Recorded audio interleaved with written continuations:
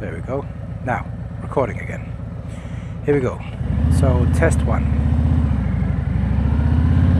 Yes, test one with a CPL filter on the DJI Osmo Action 6.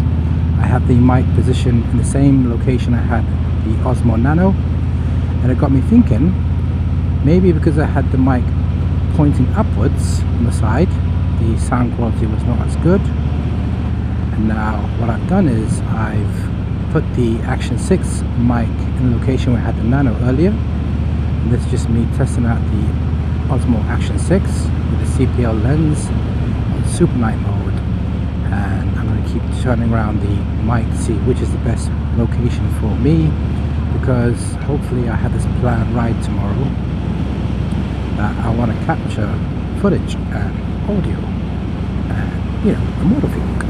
The last thing I want is this not to be working with me with regards to sound quality.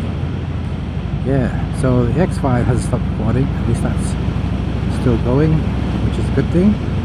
So now I am going to open the visor. This is what it sounds like with the visor open, and the mic gain settings I'm going to put in the video itself here somewhere on the screen, or it may be in the video description. Either way, I like the sound quality I had, so I'm not going to change it. I'm not going to test anymore. If I am going to test, I'm not going to be in this camera because I'm going to lock it in this camera for the audio settings.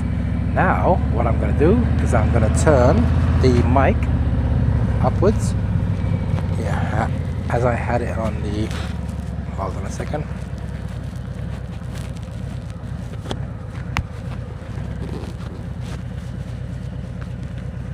So now I've got in the position that I had it on my Osmo Action, on my Osmo Nano.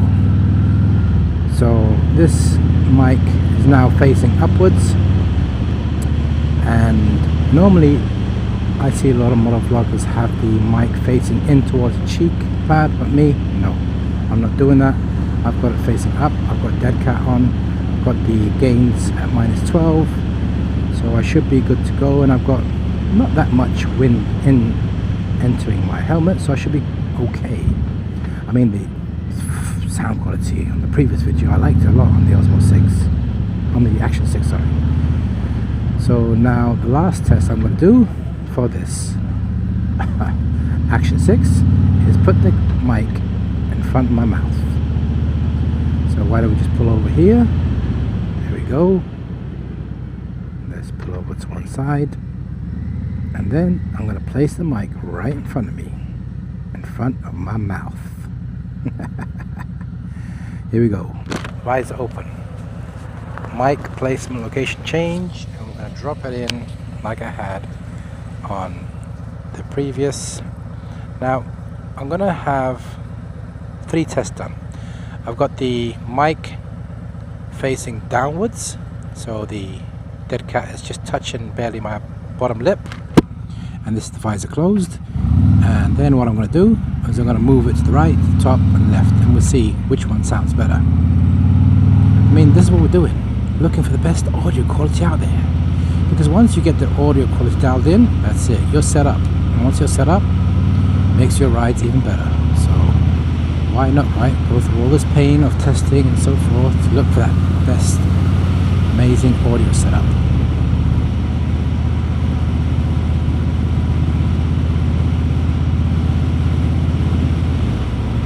Right, so this is with the mic facing down, and what I'm going to do now, the visor open by the way, I'm going to twist the mic towards my right cheek. One second, let me just get the mic, where is it? Okay, I'm going to twist it to the right now.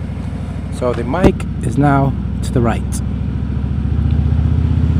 Yeah, so we'll just keep testing these different ways on the mic to find the best setup for you and me. Right, how we doing? I think we're doing fine. I mean, I can't believe I had that earlier footage not recording. That was just a waste of time.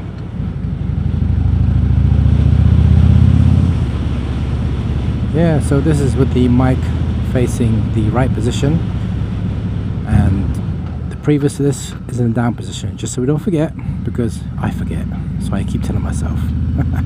So if I'm repeating for myself, so when I can play back this video I know what I'm doing exactly.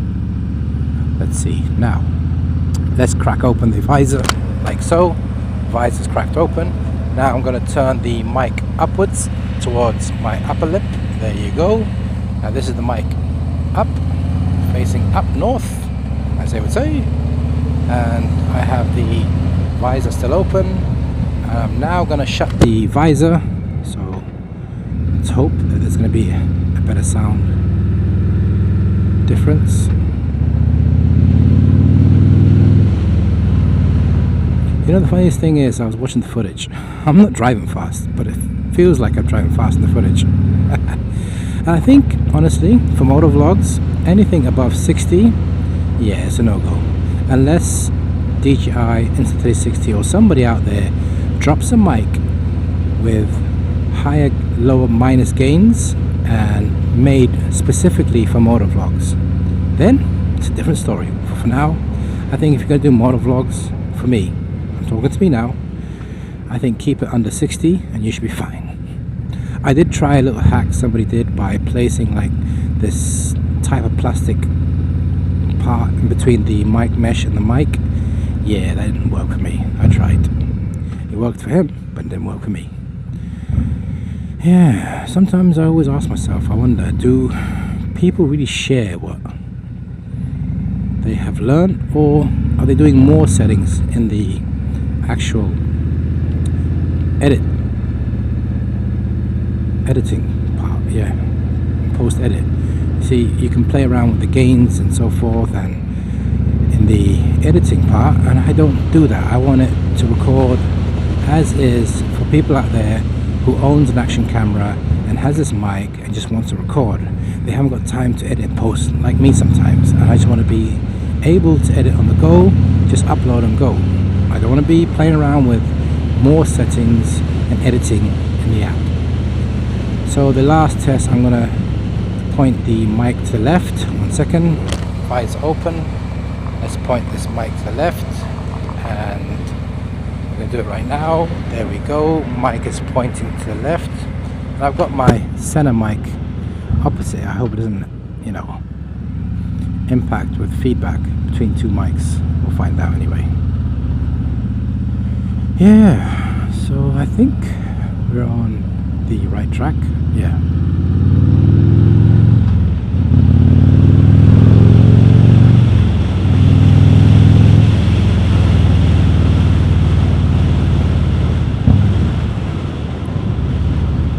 Right, I hope I got some good footage and good sample tests for me. And I think, let me change the mic. I got a feeling, honestly, I don't know why, I just got a feeling that the mic in the down position is going to be the best out of all this. So I'm going to take a risk here. Open the visor again, turn this mic round facing downwards, and I think this is going to be the best position for this mic. It just means I need to trim the dead cat a bit because it's tickling my lower lip, and I don't like that feeling. Oh yeah, so I hope this center thing is good as its claim, because I'm telling the videos I see, they're like, oh, the best, you know, blah blah blah, and when I go to test it, it's like, I fail. That's like, what are they doing? They must be doing something in post edit. If this doesn't work out now, according to the settings I've tried, and I've tried loads of settings, this is the last setting I'm trying for this, and if this works, then yes, the center 60s is go for motor vlogging too.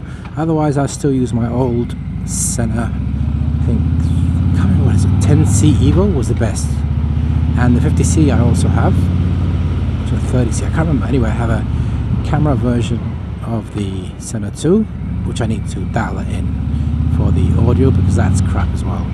I did something, I messed it up somewhere.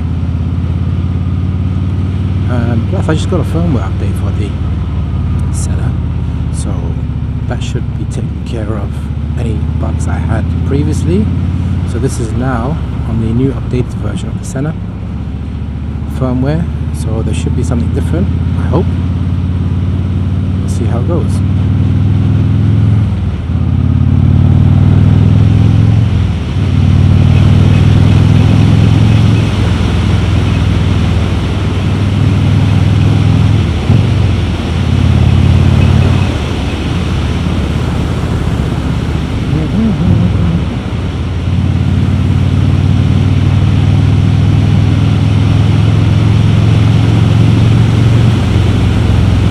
Yeah, on the handlebars front, it's comfortable, but I just don't like the looks now. I've got it where it's comfortable in riding. There's no strain on my back or shoulders, but I just don't like the look. And for me, I like making sure everything's uniform and looks good. And with this setup, unfortunately, for my Road King build, for the look I'm going for, yeah, these handlebars are not cutting it. So I'm just going to take them off and get my new handlebars, which I'll reveal soon on my channel to show you what it looks like. And I'm going to show you the before and afters, because yeah, you got to see what I mean, because it's only easier to understand once I have it installed and showing you what it looks like, and then you understand what I mean by the looks that I'm going for and how it's going to follow a uniform look to the build I'm doing on my Road King. Yeah,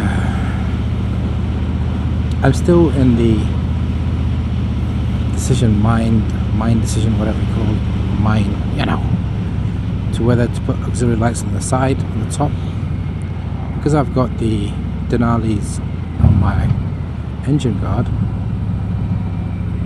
I'm thinking, do I now need these auxiliary lights at the top?